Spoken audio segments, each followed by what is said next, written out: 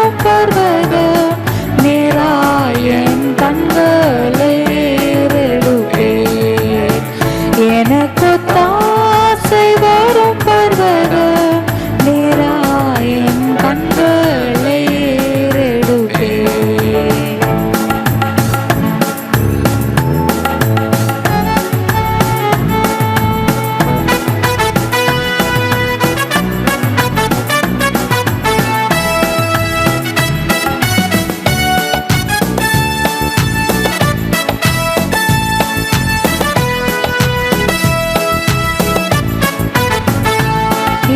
காலை தள்ளாட ஓட்டார் என்னை காக்கும் தேவன் உறங்கார்.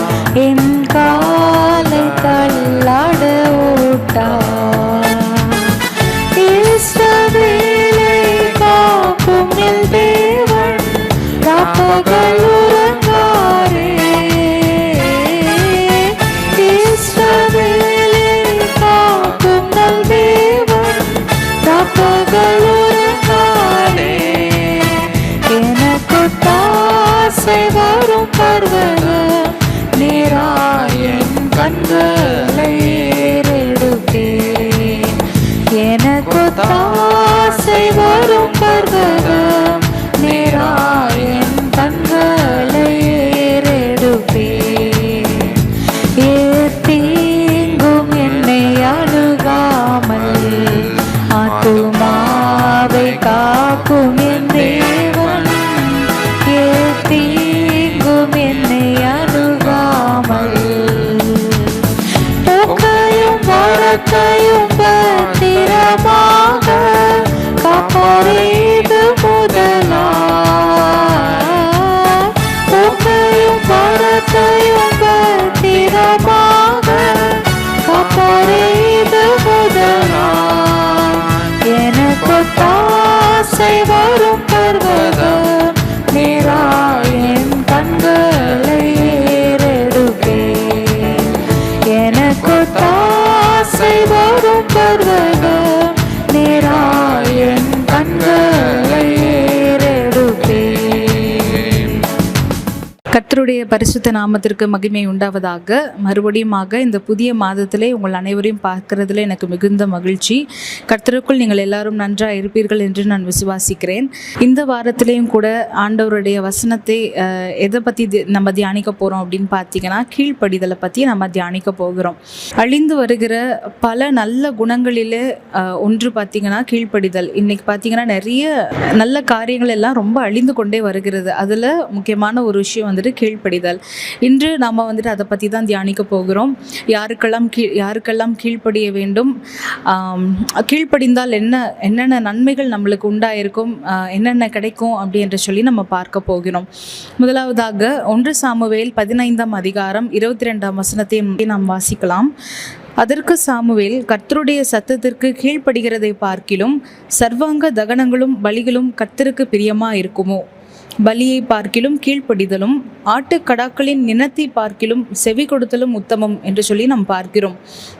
இங்கே பார்த்தீங்கன்னா சாமுவேல் சொல்லுகிறாரு, ஆண்டவருடைய சத்தத்திற்கு கீழ்ப்படுகிறதை பார்க்கிலும் எதுவும் உத்தமம் கிடையாது அப்படின்ற சொல்லி நம்ம பார்க்கிறோம்.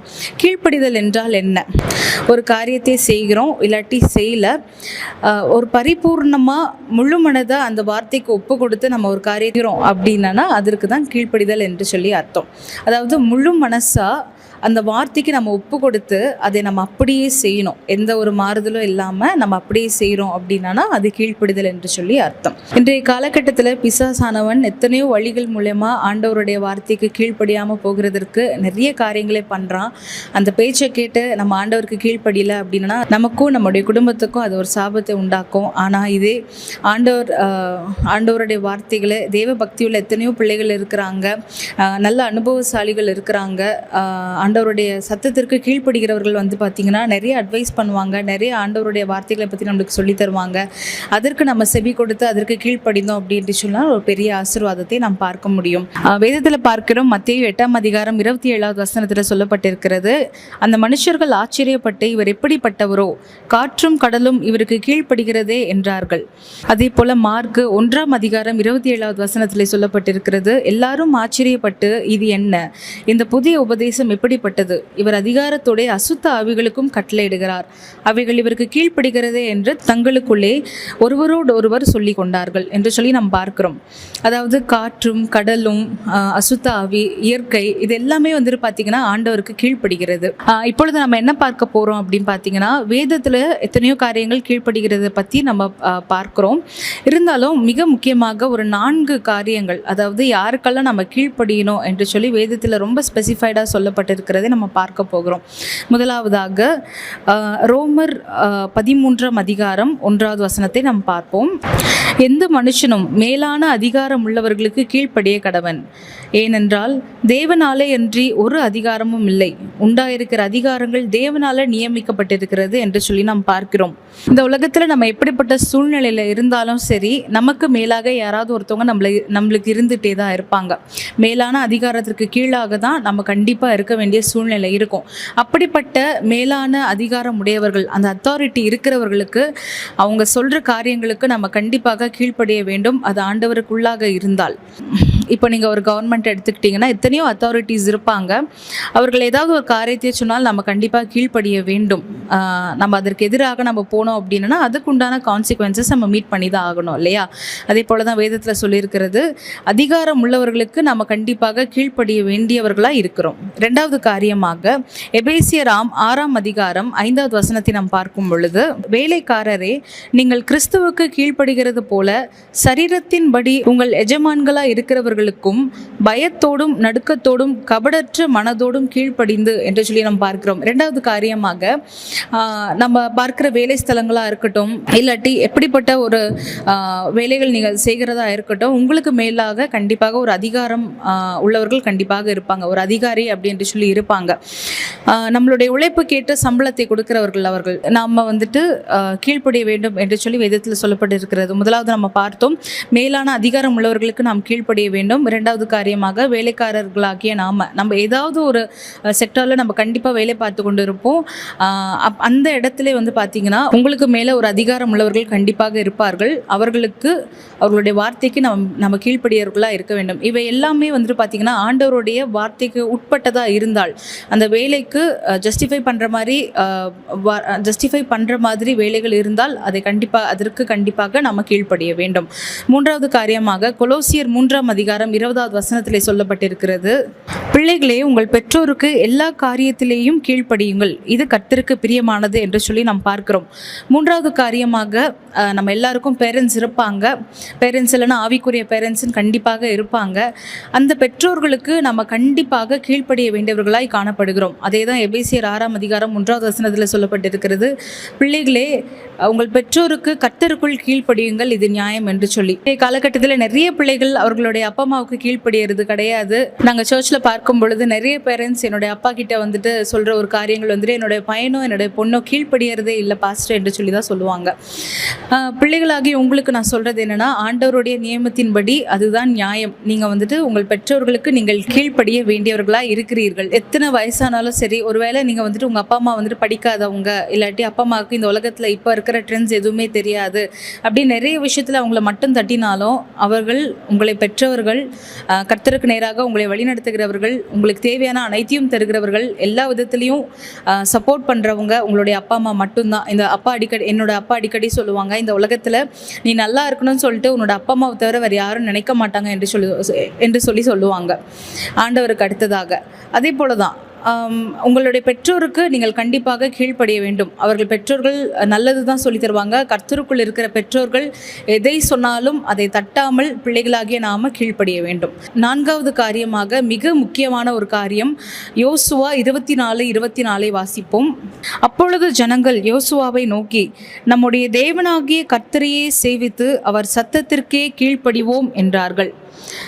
நான்காவது மிக முக்கியமான ஒரு காரியம், முதலாவதே சொன்னது போல கர்த்தருக்கு கீழ்ப்படிய வேண்டும், ஆண்டவருடைய வார்த்தைக்கு கீழ்ப்படிய வேண்டும். ஆண்டவர் எத்தனையோ விதமான காரியங்களில் உங்களோட கூட பேசுவார், உங்களோட கூட இடைப்படுவார், யார் மூலியமாவது ஒரு அட்வைஸாவது கொடுப்பாரு, இல்லாட்டி கவுன்சிலிங் தருவார். அந்த மாதிரி காரியங்களில் நீங்கள் ஆண்டவருடைய சத்தத்திற்கு கண்டிப்பாக கீழ்ப்படிய வேண்டும். நீங்கள் ஆண்டவருக்கு கீழ்ப்படுகிறீங்கன்னா உங்களுடைய பெற்றோருக்கு கீழ்ப்படுவீங்க, உங்களுடைய அதிகாரிக்கு நீங்கள் கீழ்ப்படுவீங்க, உங்களுடைய எஜமான்களுக்கு நீங்கள் கீழ்ப்படுவீங்க, தேவ ஊழியர்களுக்கு நீங்கள் கீழ்ப்படுவீங்க, மூப்பர்களுக்கு கீழ்ப்படுவீங்க, தேவ பிள்ளைகளுக்கு கீழ்ப்படுவீங்க. இதெல்லாம் வந்துட்டு பார்த்தீங்கன்னா ஆண்டவருக்கு முதலாவது கீழ்ப்படிந்தீங்க அப்படின்னா ஃபாலோட் பை இது எல்லா நல்ல ஒரு குணங்களும் உங்களுக்குள்ளே வந்துடும்.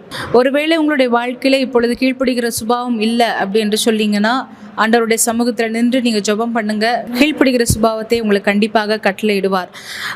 ஒரு சில ஆட்கள் இருக்கிறாங்க, ஒரு நல்லதோ கெட்டதோ எது சொன்னாலும் அவங்க வந்துட்டு கேட்க மாட்டாங்க. நீ என்ன சொல்கிறது, நான் என்ன கேட்குறது அப்படின்ற ஒரு மைண்ட் செட் இருக்கும். நீங்கள் பார்த்தீங்கன்னா நம்ம சுயமாக எந்த வழியில் போனாலும் அது கடைசியில் வந்துட்டு பார்த்தீங்கன்னா அது நம்மளுக்கு ஒரு ஆசீர்வாதமாகவே இருக்காது. கண்டிப்பாக அது ஒரு சாபமாக தான் இருக்கும், நம்ம சுயமாக எந்த வழியில் போனாலும் சரி. ஏன்னா நீங்கள் வேதாகமத்தில் பார்த்தீங்க அப்படின்னா ஆண்டவர் எத்தனையோ பேர் மூலயமா எத்தனையோ காரியங்களில் இடைப்பட்டிருப்பார், எத்தனையோ தேவ மனிதர்கள் மூலமா ஆலோசனை கொடுத்திருப்பார். ஃபார் எக்ஸாம்பிள் நீங்கள் எடுத்துக்கிட்டீங்க அப்படின்னா மோசே முச்செடியில் ஆண்டவர் தோன்றுகிறாரு, ஆண்டவருடைய குரலை டைரக்டாக கேட்குற ஒரு மனிதன், ஆண்டவர் டைரக்டாக அவனை ஊழியத்துக்குன்னு அழைக்கிறாரு. அப்படிப்பட்ட ஒரு வல்லமை உள்ள ஒரு தேவனுடைய மனுஷனுக்கே அவனுடைய மாமா எத்திரோ மூலமா வந்துட்டு ஒரு கவுன்சிலிங் ஆண்டவர் கொடுக்குறாரு. இதை நீங்கள் யாத்ராகமும் 18வது அதிகாரத்தில் நீங்கள் பார்க்கலாம். மோசே வந்துட்டு பார்த்தீங்கன்னா இஸ்ரவேல் ஜனங்களை காலையில இருந்து ராத்திரி வரைக்கும் நியாயம் விசாரித்து தேவனிடத்தில் கேட்டு அவர்களுடைய தேவன் கொடுக்குற பதிலை வந்து ஜனங்களுக்கு சொல்லி கொண்டிருந்தாங்க. இந்த மாதிரி ஒவ்வொரு நாளும் வந்துட்டு மோசேக்கு பார்த்தீங்கன்னா இது ஒரு பெரிய பேர்டனாக இருந்தது. அது அவங்களோட மாமா பார்க்குறாரு, எத்திரோ பார்க்குறாரு. அவர் ஒரு நல்ல ஆலோசனை சொல்கிறாரு, பெரிய காரியங்களை உம்மிடத்தில் கொண்டு வரட்டும், சின்ன சின்ன காரியங்களை அவங்களே சால்வ் பண்ணிக்கிட்டோம் அப்படின்னு சொல்லி ஒரு நல்ல கவுன்சிலிங்கை கொடுக்குறாரு. வேதத்தில் அந்த வசனம் எழுதப்பட்டிருக்கிறது. யாத்ராகமம் 18ஆம் அதிகாரம் 24வது வசனத்தில் சொல்லப்பட்டிருக்கிறது, மோசே தன் மாமன் சொல் கேட்டு அவன் சொன்னபடியெல்லாம் செய்தான் என்று சொல்லி நம்ம வேதத்தில் பார்க்கிறோம். ஒரு சில நேரங்களிலே உங்களுடைய மனைவி மூலியமாக ஒரு நல்ல ஒரு ஆலோசனை வந்திருக்கோ, அதை நீங்கள் கேட்டிருக்க மாட்டீங்க. ஒரு சில சூழ்நிலையிலே உங்களுடைய ஹஸ்பண்ட் மூலியமாக, உங்களுடைய கணவர் மூலியமாக, ஒரு சில டைமில் அப்பா அம்மா மூலியமாக, ஒரு சில டைமில் ஒருவேளை உங்கள் மாமனார் மாமியார் மூலமாக கூட ஒரு நல்ல ஆலோசனையை நீங்கள் பெற்றிருப்பீங்க. ஆனாலும் அதுக்கு நம்ம கீழ்ப்படியலை அப்படின்னா அதற்குண்டான ரிசல்ட் நம்மளே பார்த்துருப்போம் ஒரு சில லைஃப் சிச்சுவேஷன்ஸில். அதே போல் தான் சபையில் நம்ம இருக்கிறோம், ஊழியக்காரர் வார்த்தைகளை கொடுக்கும் பொழுது அந்த வசனத்திற்கு நம்ம கீழ்ப்படியாமல் போனோம் அப்படின்னா, ஆண்டவருடைய வார்த்தையை அவர்கள் சொல்லும்போது நம்ம கீழ்ப்படியில் நம்ம அதை ஏற்றுக்கொள்ள அப்படின்னா நம்மளோட வாழ்க்கையில் எத்தனையோ விதமான ப்ராப்ளம்ஸை நம்ம ஃபேஸ் பண்ணிட்டு தான் இருக்கோம். இந்த மெசேஜை கேட்டுக்கொண்டிருக்கிற நீங்கள் ஒருவேளை இந்த சுபாவம் எனக்கு இல்லை அப்படின்னா இப்பொழுதே நீங்கள் ஜெபம் பண்ணுங்கள். ஆண்டவரே, நான் உம்முடைய வார்த்தைக்கு கீழ்ப்படிய வேண்டும், உம்முடைய வசனத்தின்படியெல்லாம் நான் நடக்க வேண்டும் என்று சொல்லி நீங்கள் ஜெபம் பண்ணும் பொழுது ஆண்டவர் இந்த சுபாவத்தை தருகிறதற்கு வல்லமை உள்ளவராக இருக்கிறார். அடுத்து நம்ம பார்க்க போகிறது, ஒருவேளை அந்த கீழ்ப்படிதல் நமக்கு இருந்ததுன்னா அந்த சுபாவத்தை நாம் பெற்றவர்களாக இருந்தால் என்னென்ன நன்மைகள் கிடைக்கும் என்று சொல்லி ஒரு சில ஃபியூ பாயிண்ட்ஸை நம்ம பார்க்கலாம். முதலாவது காரியமாக யாக்கோபு 4ஆம் அதிகாரம் 7வது வசனத்தை நாம் பார்ப்போம். ஆகையால் தேவனுக்கு கீழ்ப்படிதிருங்கள், பிசாசுக்கு எதிர்த்து நெல்லுங்கள், அப்பொழுது அவன் உங்களை விட்டு ஓடி போவான். இன்றைய காலகட்டத்தில் பிசாசு போராட்டத்தில் எத்தனையோ பேர் இருப்பீங்க. நிறைய ஆவிக்குரிய கூட்டங்களுக்கு ஜனங்கள் நிறைய போகிறதுக்கு காரணம் வந்து பார்த்தீங்கன்னா பிசாசுக்கு எதிர்த்து நிற்க மாட்டாங்க. தேவனுக்கு கீழ்ப்படியாமல் பிசாசுக்கு எதிர்த்து நிற்காம எத்தனையோ விதமான பிரச்சனைகள்ல பிசாசின் போராட்டங்கள்ல காணப்படுவாங்க. நிறைய ஆவிக்குரிய கூட்டங்கள்ல ஜனங்கள் போகிறதுக்கு காரணம் வந்து பார்த்தீங்கன்னா எத்தனையோ பலவீனங்கள் இருக்கலாம், கடன் பிரச்சனை இருக்கலாம், ஒருவேளை மனசோர்வோட இருக்கலாம், நிறைய தோல்விகளை சந்திக்கலாம். இந்த மாதிரி நிறைய பிரச்சனைகள் காணப்படுகிறது. முதலாவது காரியமாக நீங்கள் தேவனுக்கு கீழ்ப்படியுங்கள், அவருடைய வார்த்தைக்கு கீழ்ப்படியுங்கள். நீங்கள் தேவனுக்கு கீழ்ப்படிந்தாலே நம்ம பிசாசுக்கு எதிர்த்து நிற்போம். பிசாசுக்கு எதிர்த்து நின்றால் அவன் நம்மளை விட்டு ஓடி போவான். வாழ்க்கையில் எந்த விதமான பிரச்சனைகளும் இருக்காது. தேவனுக்கு கீழ்ப்படுகிறவர்களாக இருக்க வேண்டும். இரண்டாவது காரியமாக பார்த்தீங்கன்னா உபாகமம் 11ஆம் அதிகாரம் 26லிருந்து 28வது வசனத்தை நாம் பார்க்கும் பொழுது, இதோ இன்று நான் உனக்கு முன்பாக ஆசீர்வாதத்தையும் சாபத்தையும் வைக்கிறேன். இன்று நான் உங்களுக்கு கற்பிக்கிற உங்கள் தேவனாகிய கர்த்தரின் கற்பனைகளுக்கு கீழ்ப்படிந்தீர்கள் ஆனால் ஆசீர்வாதமும், உங்கள் தேவனாகிய கர்த்தரின் கற்பனைகளுக்கு கீழ்ப்படியாமல் இன்று நான் உங்களுக்கு விதிக்கிற வழியை விட்டு விலகி நீங்கள் அறியாத வேறே தேவர்களை பின்பற்றுவீர்களானால் சாபமும் வரும் என்று சொல்லி நம்ம வேதத்தில் பார்க்கிறோம். ஆண்டவர் டைரக்டா சொல்றாரு, கீழ்ப்படிந்தால் ஆசீர்வாதம், கீழ்ப்படியாவிட்டால் சாபம் என்று சொல்லி. ஆண்டவருடைய ஆசீர்வாதத்தை நீங்க பெற்றுக்கணும் அப்படின்னா, ஆவிக்குரிய ஆசீர்வாதங்களா இருக்கட்டும், உலக பிரகாரமான ஆசீர்வாதங்களா இருக்கட்டும், ஸ்தனங்களுக்கும் கர்ப்பத்துக்கும் உரிய ஆசீர்வாதமா இருக்கட்டும், இந்த மாதிரி ஆசீர்வாதங்கள் நம்மளுக்கு வேணும் அப்படின்னா ஆண்டவருக்கு கீழ்ப்படியணும். டைரக்டா ஆண்டவர் சொல்லுகிறார் இந்த வசனத்துல, கீழ்ப்படிந்தால் ஆசீர்வாதம், கீழ்ப்படியாவிட்டால் சாபம் என்று சொல்லி நம்ம பார்க்கிறோம். மூன்றாவது காரியமாக ஆதியாகமம் 26ஆம் அதிகாரம் 4-5 வசனத்திலே சொல்லப்பட்டிருக்கிறது. ஆபிரகாம் என் சொல்லுக்கு கீழ்ப்படிந்து என் விதிகளையும் என் கற்பனைகளையும் என் நியமங்களையும் என் பிரமாணங்களையும் கை கொண்டபடியினால் நான் உன் சந்ததியை வானத்தின் நட்சத்திரங்களைப் போல பெருக பண்ணி உன் சந்ததிக்கு இந்த தேசங்கள் யாவையும் தருவேன், உன் சந்ததிக்குள் பூமியில் உள்ள சகல ஜாதிகளும் ஆசீர்வதிக்கப்படும் என்று சொல்லி நாம் பார்க்கிறோம். மூன்றாவது காரியமாக, நாம தேவனுக்கு கீழ்ப்படியும் போது நம்முடைய சந்ததி தேவனால் ஆசீர்வதிக்கப்பட்ட சந்ததியாக காணப்படும். எங்க அப்பா அடிக்கடி மெசேஜ்ல சொல்லுவாங்க, நம்ம பண்ற நல்லதா இருக்கட்டும் கெட்டதா இருக்கட்டும் அது நம்முடைய பிள்ளைகளின் மேலதான் போய் விடியும் அப்படின்னு சொல்லுவாங்க. இந்த வேதத்துல அப்படிதான் போட்டு இருக்கிறது. நம்ம ஆண்டவருக்கு கீழ்ப்படிந்தா நம்முடைய சந்ததி ஆசீர்வதிக்கப்பட்டதா இருக்கும், மேன்மை உள்ளதா இருக்கும். நம்முடைய நல்ல குணங்களான சாந்தம், அமைதி, தேவ பக்தி, விட்டு கொடுக்கிறது, நன்மை செய்வது, இந்த மாதிரி நல்ல காரியங்களை நாம் செய்யும் போது நம்முடைய பிள்ளைகள் ஆசீர்வதிக்கப்பட்டவர்களா இருப்பார்கள். அவர்கள் ஒலிவ மர கன்றுகளை போல இருப்பார்கள். ஒருவேளை நமக்கு கெட்ட குணங்கள் இருக்குது, வரட்டு கௌரவம், தேவையில்லாம பேசுறது, மற்றவங்களை பழி சொல்றது, இல்லை அடங்காத குணம், இந்த மாதிரி தேவையில்லாத ஒரு சில குணங்கள் நம்ம கிட்ட இருக்கும் அப்படின்னா நம்மளுடைய சந்ததியானது ஆசீர்வதிக்கப்பட்டதாய் கண்டிப்பாக இருக்காது. ஏதோ ஒரு ஏனோ தானோ அப்படின்னு சொல்லி தாறுமாறான சந்ததியாக தான் இருக்கும். அதற்காக தான் வேதத்தில் சொல்லப்பட்டிருக்கிறது, நாம ஆண்டவருக்கு கீழ்ப்படிந்தோம் அப்படின்னா நம்மளுடைய சந்ததி தேவனால் ஆசீர்வதிக்கப்பட்ட சந்ததியாய் இருக்கும் என்று சொல்லி. நான்காவது காரியமாக பார்த்தீங்கன்னா, அப்போஸ்தலர் 5ஆம் அதிகாரம் 32வது வசனத்தை நாம் வாசிக்கலாம். தேவன் தமக்கு கீழ்ப்படுகிறவர்களுக்கு தந்தருளின பரிசுத்த ஆவியும் சாட்சி என்றார்கள். ஆண்டவருக்கு நம்ம கீழ்ப்படியும் போது பரிசுத்த ஆவியை பெற்றவர்களா இருப்போம். அப்போஸ்தலர் 1ஆம் அதிகாரம் 8வது வசனத்தில் சொல்லப்பட்டிருக்கிறது, பரிசுத்த ஆவி உங்களிடத்தில் வரும்போது நீங்கள் பலன் அடைந்து எருசலேமிலும் யூதேயா முழுவதிலும் சமாரியாவிலும் பூமியின் கடைசி பரியந்தமும் எனக்கு சாட்சிகளா இருப்பீர்கள் என்று சொல்லி வேதம் சொல்லுகிறது. கடைசி காரியமாக, ஆண்டவருக்கு கீழ்ப்படியும் பொழுது பரிசுத்த ஆவியை பெற்றவர்களா இருப்போம். பரிசுத்த ஆவி பெற்றோம் அப்படின்னா நம்ம பலன் அடைவோம். உலகத்திலையும் சரி, நம்முடைய சபையிலும் சரி, நம்மளுடைய சமுதாயத்திலும், நம்ம பிறந்த ஊர்ல எல்லாவற்றிலும் நம்ம ஒரு சாட்சியா இருப்போம் என்று சொல்லி வேதம் சொல்லுகிறது. எனவே தேவனுடைய ஜனங்களே, கீழ்ப்படுகிற சுபாவம் நமக்கு காணப்படவும், கீழ்ப்படுகிறதுனாலே நமக்கு வருகிற ஆசீர்வாதங்கள் அனைத்தையும் நாம் பெற்றுக்கொள்ளவும் இந்த நேரத்திலே ஆண்டவருடைய சமூகத்திலே நின்று நீங்க ஜெபம் பண்ணுங்க.